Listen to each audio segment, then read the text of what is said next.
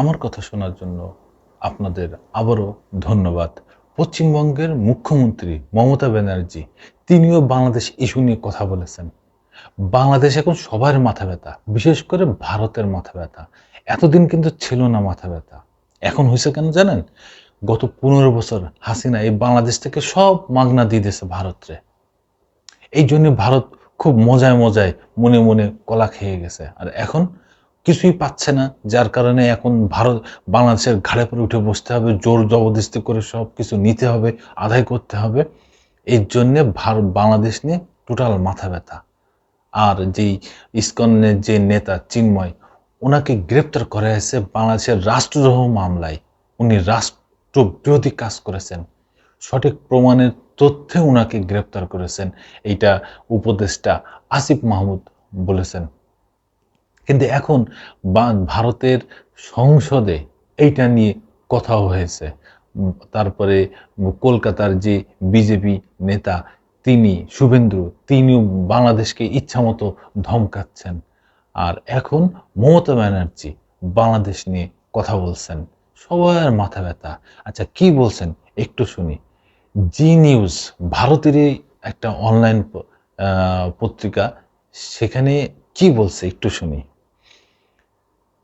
নির্দিষ্ট একটি ধর্মের বিরুদ্ধে প্রচণ্ড বিদ্বেষমূলক ভাব নিয়ে চলা বাংলাদেশের প্রসঙ্গ টেনে এবার কেন্দ্রকে নিশানা করলেন মুখ্যমন্ত্রী। বললেন, এক্ষেত্রে আমাদের ভূমিকা খুবই সীমাবদ্ধ।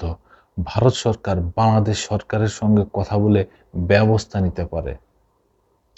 পদ্মাপাড়ে অশান্তি বদলের বাংলাদেশি সংখ্যালঘুদের উপর নিপীড়ন। আজ বৃহস্পতিবার ঝাড়খণ্ডের মুখ্যমন্ত্রী হেমন্ত সোরেনের শপথ গ্রহণ অনুষ্ঠানে যোগ দিতে রাঁচিতে গিয়েছিলেন মুখ্যমন্ত্রী। সেখান থেকে বিমানবন্দরে সাংবাদিকদের মুখোমুখি হয়ে মমতা বলেন, আমরা তো কেউ ঘটনাটাকে সমর্থন করছি না। যে কোনো ঘটনা যে কোনো ধর্মের উপরেই হোক না কেন আমরা সমর্থন করি না। সেক্ষেত্রে আমাদের ভূমিকা খুবই সীমাবদ্ধ। ভারত সরকার বাংলাদেশ সরকারের সঙ্গে কথা বলে ব্যবস্থা নিতে পারে। বিদেশিদের তৃণমূলের অবস্থান হচ্ছে যে যখনই সরকারে থাকুক না কেন আমরা সরকারের অবস্থানকে সমর্থন করি। মুখ্যমন্ত্রীর কথায় কোনো ধর্মের উপরে, কোনো বর্ণের উপরে, কোনো জাতির উপরে অত্যাচার আমরা মানি না। না হিন্দু, না মুসলিম, না খ্রিস্টান, না শিখ, আমরা সবাই এক। আজ নয়,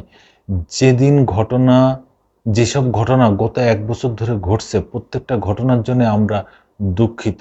কিন্তু দুঃখিত হলেও আমরা যেহেতু অন্য দেশের নাগরিক, দুটি দেশেই কথা বলতে পারে, সেটেল করতে পারে।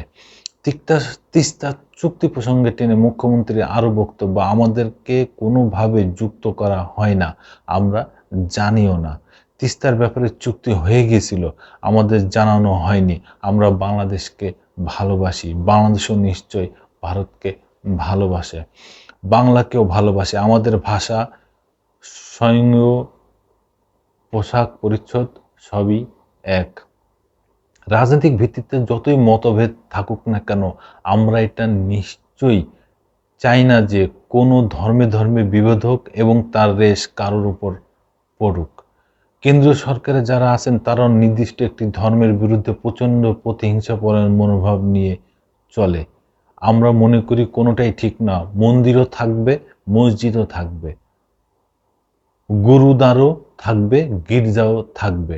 আমরা শান্তির পক্ষে, উন্নয়নের পক্ষে, ধর্মীয় মতামত যেন প্রত্যেককে পালন করতে পারে স্বাধীনতা অনুযায়ী, আমরা এটার পক্ষে। দেখেন, মমতা কিন্তু একদম স্পষ্ট সুন্দর করে স্বাভাবিক সাবলীলাভাবে তিনি বাংলাদেশ নিয়ে যেটা বলেছেন খুবই ভালো বলেছেন। কারণ তিনি বলেছেন বাংলাদেশ একটা ভিন্ন দেশ, ভারত একটি ভিন্ন দেশ। সরকারে সরকারে আলোচনা হবে, সরকারে সরকারে কথা হবে, কূটনৈতিক পর্যায়ে কথা হবে, এখানে তাহলে মীমাংসা হবে। কোনো একটা ইস্যু নিয়ে সেটা যদি ভারতকে বিদ্বেষ করা হয়, তাহলে ভারতও সেটা নিয়ে বসে আলাপ আলোচনার মাধ্যমে সেটা সমাধান হবে। কোনো উল্টোপাল্টা কথা বলে, কোনো ব্যক্তির বিরুদ্ধে কথা বলে, কোনো ধর্মের বিরুদ্ধে কথা বলে কখনো এর সমাধান হবে না। ধন্যবাদ। আবার আসবো নতুন কোনো কথা নিয়ে, নতুন কোনো ঘটনা নিয়ে। আমি প্রিন্স।